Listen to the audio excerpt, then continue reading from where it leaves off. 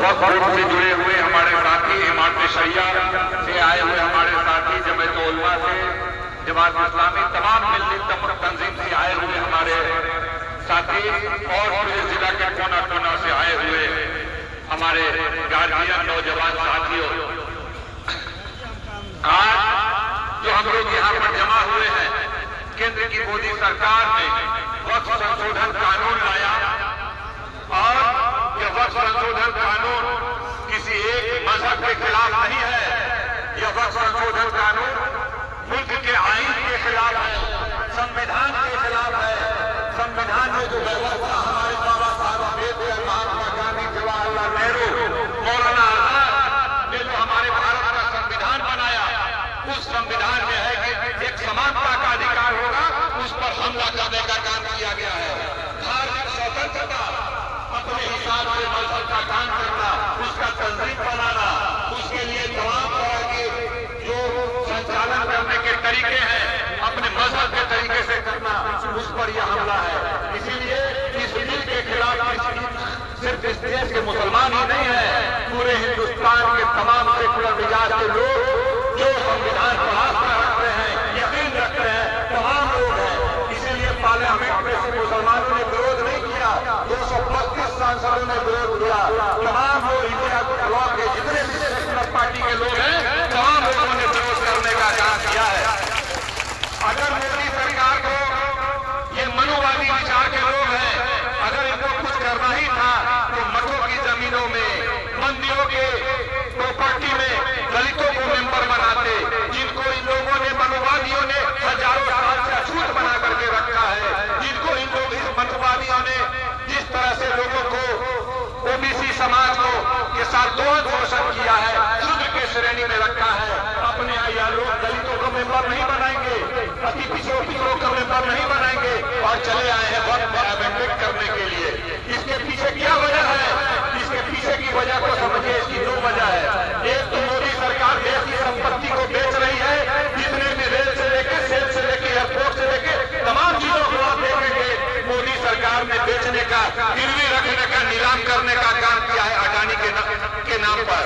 और अब इनकी बुरी नीयत वक्फ प्रॉपर्टी में आई है, जो 10 लाख एकड़ की जमीन है, बहुत पॉश एरिया में है, बड़े बड़े शहरों में है, उस प्रॉपर्टी पे बुरी निगाह है। इसको यह चाहते हैं कि अपने मित्रों को, अडानी जैसे मित्रों को के हाथों में देना, इसलिए यह कानून लाया गया है।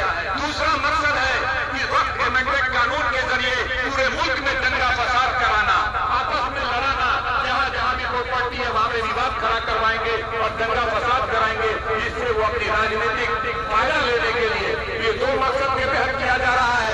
हम लोगों को याद है कि पार्लियामेंट में पेश हुआ था यह कानून और विधानसभा में मुझे पार्टी की तरफ से बोलने को कहा गया था, तो हम लोगों को लगा था कि भाजपा पे तो भरोसा नहीं करेंगे, नीतीश कुमार पे भरोसा किया जा सकता है। तो विधानसभा में हमने बोला, मुख्यमंत्री जी सामने बैठे थे, हमने कहा मुख्यमंत्री जी पूरा देश आपको देख रहा है, आप अपने आप को समाजवादी नेता कहते हैं, आप अपने आप को सेकुलर नेता कहते हैं, आपका पूरे देश की निगाह है, आप चाहेंगे तो यह कानून पास होगा और आप ही चाहेंगे तो यह कानून रद्द हो सकता है। इसीलिए आपसे गुजारिश है कि आप इस कानून को रोकिए, इसको मत आने दीजिए, यह समाज को तोड़ेगा और बांटने का काम करेगा। लेकिन मुख्यमंत्री जी ने कुछ नहीं किया। 2 दिनों तक विधानसभा को तमाम दल के, वाम दल हो, कांग्रेस हो, राजद हो, तमाम लोगों ने 2 दिनों तक विधानसभा को एडजॉर्न करवाया, लेकिन मुख्यमंत्री नहीं माने। बाद में गंदगी बाग में बड़ा प्रोटेस्ट बोर्ड ने किया, इमारत शरिया तमाम तंजीमों ने मिलकर के, हम लोग के नेता लालू प्रसाद जी बीमार से, बीमारी की हालत में वहां पर पहुंचे और हम तमाम विधायकों को कहा कि पूरे विधायक इंडिया ब्लॉक के धरना में समर्थन करने का काम करेंगे। हम लोग वहां पर पहुंचे इसलिए कि नीतीश कुमार पर दबाव बने, लेकिन नीतीश कुमार इसी तरह नहीं माने और इस काले कानून के साथ रहे। हम ये कहना चाहते हैं